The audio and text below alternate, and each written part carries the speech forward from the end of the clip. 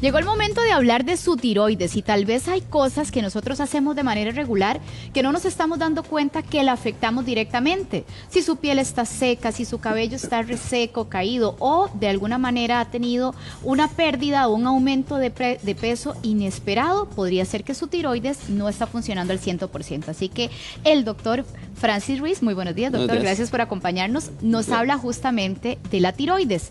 Doctor, ¿cuáles son las señales que lanza la tiroides cuando no está funcionando al 100%? Bueno, cuando hablamos de funcionalidad de la tiroides, bueno, reconocer síntomas es lo más importante. Entonces, como mencionabas en algunos de ellos, cuando el paciente viene con una ganancia progresiva de peso que no logramos justificar por nuestra alimentación, por nuestro ejercicio, cuando empezamos a sentir más fríos en sitios donde no deberíamos en sitios calientes, por ejemplo, y estamos solamente nosotros con frío, que la piel se nos pone seca, que empezamos a notar caída de cabello, empezamos a desarrollar estreñimiento, nos empezamos a cansar más, estamos acostumbrados a hacer una actividad física ya regular y de un pronto a otro estamos quedándonos cortos, o sea, no terminamos esa rutina. No nos da la energía. Exactamente. Todos esos son señales de que una posibilidad es que el paciente esté con un hipotiroidismo, que es la causa más frecuente de que la tiroides falle. Ahora, doctor, ¿cómo afectamos nosotros el buen funcionamiento de la tiroides? ¿Qué estamos haciendo mal? Bueno, la glándula tiroidea es una glándula bastante eficiente y realmente en las acciones del día a día es difícil hacerla que falle, pero sí hay algunos patrones, por ejemplo, actualmente nos ha llamado mucho la atención, por ejemplo, que ahora que traen sales importadas de un montón de lados, de diferentes sitios del mundo, muchas de ellas no vienen yodadas.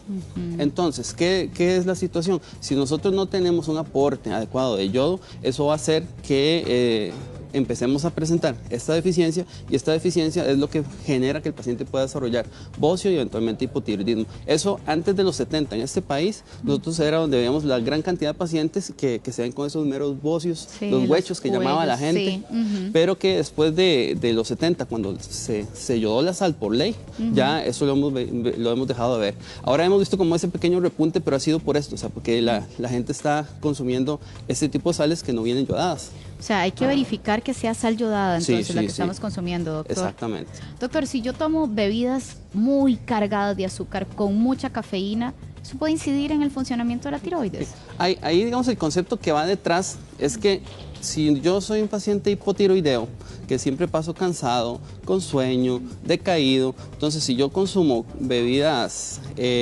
azucaradas o bebidas con gran cantidad de cafeína, pues eso de cierta manera en la población general piensa que estamos revirtiendo los efectos, pero realmente directamente sobre la tiroides no hay una evidencia clara que genere ningún tipo de daño. Lo que sí es cierto es que si usted es un paciente hipotiroideo y está tomando tratamiento, el hecho de consumirlo con el café o con este tipo de bebidas sí limita mucho la absorción.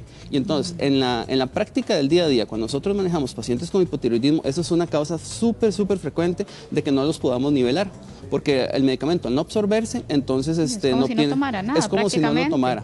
Entonces, per se, directamente contra la tiroides, no tiene esa potencialidad de producir daño. Pero sí, en el paciente hipotiroideo con tratamiento, sí. Que además de estas bebidas carbonatadas o altas en azúcar y cafeína, ¿qué más podía inhibir el medicamento, doctor? Sí, en este respecto también, bueno, hay algunos alimentos cuando son muy ricos en isoflavonas, por ejemplo, la soya, que se recomienda mucho porque es una fuente natural de estrógenos. Entonces, en la mujer, en síndrome climatérico, en la perimenopausia, pues se les da como una opción que es válido, pero el abuso del consumo de estos alimentos sí puede limitar un poco la absorción no solo la absorción de los pacientes que toman tratamiento, sino también compite por el yodo a nivel de nuestro organismo. Entonces, si nosotros tenemos un consumo muy excesivo, ese consumo excesivo sí va a hacer que compita ese yodo que nosotros estamos ingiriendo con la dieta. Y nos puede incidir. Y puede incidir, si usted tiene factores de riesgo, puede incidir en que ya empiece esa glándula a fallar, pero por deficiencia de yodo, porque usted está metiéndole al organismo una sustancia que está empezando a competir con eso. Entonces, esos son... ¿Y cómo regulamos ese consumo? ¿Lo sacamos del todo o qué es su recomendación, doctor? No hay que sacarlo del todo. O sea, cuando nosotros tenemos un consumo rutinario, o sea, un consumo dentro de los rangos normales, o sea, no es que todos los días consumimos 3 veces al día un vaso de soya. Si no, si ocasionalmente lo utilizamos como fuente de energía, en ese escenario realmente esa cantidad no es suficiente para inhibir eso, ¿sí? No, porque la cantidad de yodo que nosotros necesitamos es muy pequeña. Entonces, si lo tenemos un consumo adecuado, no va a haber ningún problema. El otro detalle nada más son, por ejemplo, con las coliflores, con brócoli, con las coles chinas, toda esta gama de alimentos que también tienen unas sustancias que se llaman tiocianatos. Los tiocianatos también, al igual que las isoflavonas, compiten por el yodo. Entonces, ¿qué son las recomendaciones para evitar que esto ocurra? Pues, uno, cocinarlas. O sea, porque al usted cocinar, digamos, el brócoli, la coliflor y demás, esta cantidad de tiocianatos se desnaturaliza, se pierde, entonces usted consume un alimento que es altamente nutritivo, que es saludable y le elimina ese factor nocivo que podría potencialmente, con un consumo excesivo, limitarla a competir por el yodo de la tiroides. Ahora, doctor, usted señalaba que la sal yodada nos ha ayudado mucho, ¿verdad?, con esa necesidad, pero ¿qué pasa si tenemos un paciente en casa que le dijeron, usted prácticamente no puede consumir sal por alguna enfermedad de fondo, ¿verdad? Sí, en esos casos ya serían como casos extremos. Realmente nosotros desde el punto de vista médico nunca restringimos completamente al paciente de sal. Sí existen otras alternativas, por ejemplo, bueno, en este caso estamos hablando de los pacientes hipertensos, digamos que son los que más nosotros tratamos de limitar el consumo de sal. Existen otras opciones, ¿verdad?, que es como el yoduro de potasio, que también se puede conseguir, que le da ese sabor salado a la comida y también vienen enriquecidos con yodo. Entonces, si hay alternativas, o sea, si usted es un paciente que no puede consumir la sal normal, existen otras alternativas en las cuales usted lo puede utilizar. Y si del todo no puede consumir nada, existen suplementos de yoduro de potasio. Ok, perfecto. Ahora, doctor, hay algunas creencias populares que quisiera saber si es un mito o verdad, que, por ejemplo, los rayos del microondas pueden incidir en la función adecuada de la tiroides. Sí, eso es una creencia popular, pero realmente no es cierta. O sea, los rayos, el tipo de radiación que produce daño a la tiroides y a otras partes del cuerpo es la radiación ionizante.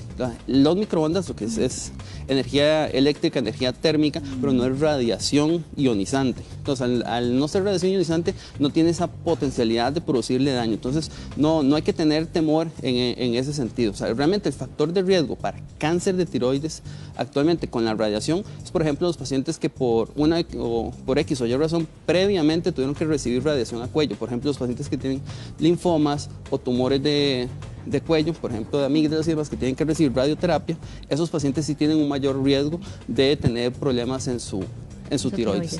Doctor, el bocio, ese crecimiento que uno ve en algunas señoras todavía, en su mayoría, ¿a qué se debe ese crecimiento? Bueno, actualmente, antes de 1970, era por deficiencia de yodo.